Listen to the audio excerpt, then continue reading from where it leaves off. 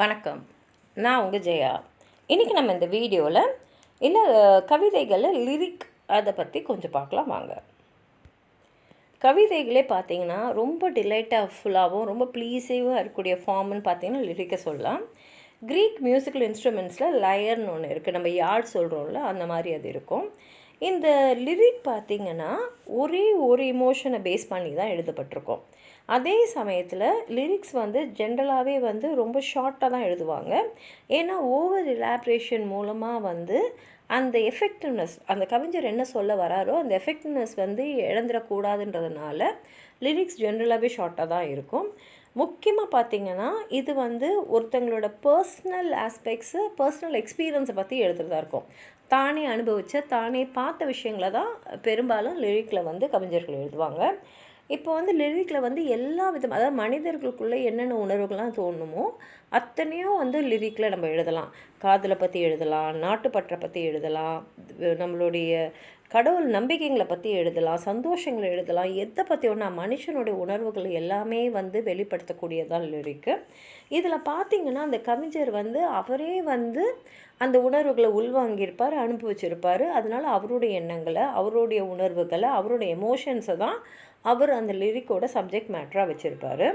அதே சமயத்தில் ஒரு லிரிக்கில் இது சப்ஜெக்டிவாக அப்ஜெக்டிவாக, சப்ஜெக்டிவ்னா கவிஞர் தன்னோட உணர்வுகளை மட்டுமே எழுதுறது, அப்ஜெக்டிவ்னா கவிஞர் வெளியில் நின்றுட்டு மற்ற அவர் பார்த்த சில விஷயத்தையும் எதையோ தன்னோட உணர்வுகளை வெளிப்படுத்தாமல் எழுதுறது.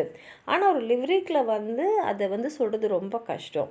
அதே சமயத்தில் ஒரு டைட்டிலை வச்சுக்கிட்டும் அந்த லிரிக்கோட தீம் இது தான் அப்படின்னு சொல்ல முடியாது.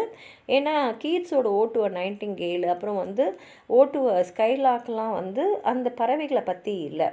அதனால் நீங்கள் தலைப்பை பார்த்து இந்த கவிதை இதை பற்றி தான் இருக்குன்ற முடிவுக்கு வர முடியாது. சாதாரணமாக பார்த்திங்கன்னா ஒரு லிரிக்கை நம்ம படிக்கும் போது நம்மளை ஒரு மெடிடேட்டிவோ இல்லை ஒரு ஃபிலாசபிக்கல் மூடுக்கோ அழகாக நம்மளை எடுத்துன்னு போயிடும். ஏன்னா அங்கே எண்ணங்களும் நம்மளுடைய உணர்வுகளும் தான் அங்கே டாமினண்ட்டாக இருக்கும். அதே சமயத்தில் பார்த்திங்கன்னா ஒரு லிரிக் அந்த சென்ட்ரல் தீம், அந்த எமோஷனை பற்றி தான் இருக்கும்.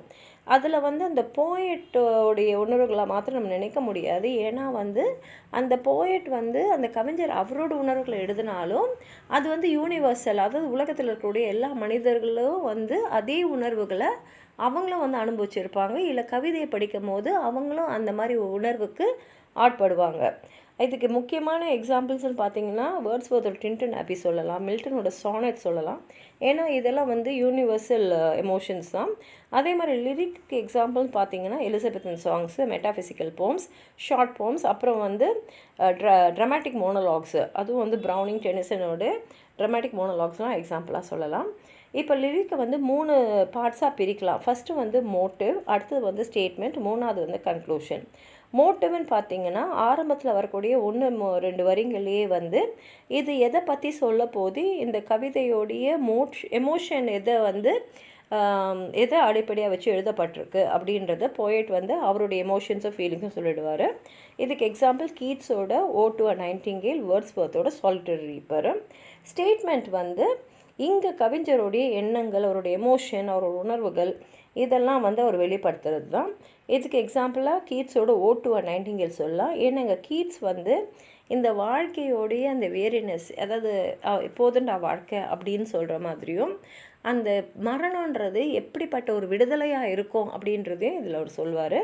அதே மாதிரி ஷெல்லி டு வெஸ்ட் விண்டியும் சொல்லலாம். ஏன்னா இங்கே ஷெல்லி ரெவல்யூஷனை பற்றி அதில் பேசியிருப்பார். மூணாவது பார்ட் பார்த்திங்கன்னா கன்க்ளூஷன். இங்கே அந்த எமோஷனை கவிஞர் முழுசாக வெளிப்படுத்தி முடிச்சிருப்பார். அதனால் கடைசியாக பார்த்திங்கன்னா அந்த கன்க்ளூஷன், அந்த ரிஃப்ளெக்ஷனில், ரெசல்யூஷனில் கவிதை முடியும். இதுக்கு எக்ஸாம்பிளாக கீட்ஸோடைய ode on a Grecian urn. ஏன்னா எங்கள் கீட்ஸ் அழகை பற்றி சொல்லி அவருடைய கவிதையை முடிச்சிருப்பார். ஹெரிக்ஸ் 2 பிளாசம்ஸும் சொல்லலாம். ஏன்னா அழகு அதுன்றது எவ்வளோ ஃப்ரெஜைலானது, எவ்வளோ ஒரு கொஞ்ச நேரத்தில் தான் நிலச்சிருக்கக்கூடியது. அதே மாதிரி பவர் ஆஃப் டெத்தை பற்றியும் கடைசியில் சொல்லி முடிச்சிருப்பார். ஸோ கன்க்ளூஷனுக்கு இந்த ரெண்டுத்தையும் ரொம்ப நல்ல எக்ஸாம்பிளாக சொல்லலாம். ஒரு லிரிக்கோட அழகே அதோட எக்ஸ்ப்ரெஷனில் தான் இருக்குது. அதனாலேயே கவிஞர்கள் அவங்களுடைய சொற்களையும் அந்த சொற்களை அவங்க அரேஞ்ச் பண்ணுற விதத்தையும் ரொம்ப கேர் எடுத்து தான் எழுதுவாங்க. அது வந்து ஒரு லிரிக் வந்து அந்த combination of lines, rhythm and rhyme scheme இது 3மே வந்து ஒரு லிரிக் ரொம்ப இம்பார்ட்டண்ட்டு. ஏன்னா இதெல்லாம் தான் வந்து படிக்கிறவங்களோட இமேஜினேஷனையும் அவங்களோட என்ஜாய்மெண்ட்டு எந்த அளவுக்கு எடுத்துன்னு போக முடியுன்றதை முடிவு பண்ணும். அதனாலே பார்த்திங்கன்னா லிரிக்ஸ் வந்து ஒன்று ஸ்மூத்னஸ் இல்லை hardness of the words, slowness இல்லைனா ரேப்பிடிட்டி ஆஃப் த மூமெண்ட்ஸு, அப்புறம் அலிட்ரேஷன், ரைம், ரிதம், மெலோடி, அப்புறம் சில இர்ரெகுலாரிட்டிஸோடு வரக்கூடியதான் லிரிக்கு. உங்களுக்கு ஏதாவது சொல்லணும்னு நினச்சிங்கன்னா கீழே இருக்கிற கமெண்ட் பாக்ஸில் எழுதுங்க. இந்த வீடியோ லைக் பண்ணுங்கள், உங்கள் ஃப்ரெண்ட்ஸோடு ஷேர் பண்ணுங்கள். சப்ஸ்கிரைப் பண்ணாதவங்களாம் ப்ளீஸ் சப்ஸ்கிரைப் பண்ணி சப்போர்ட் பண்ணுங்கள். நன்றி.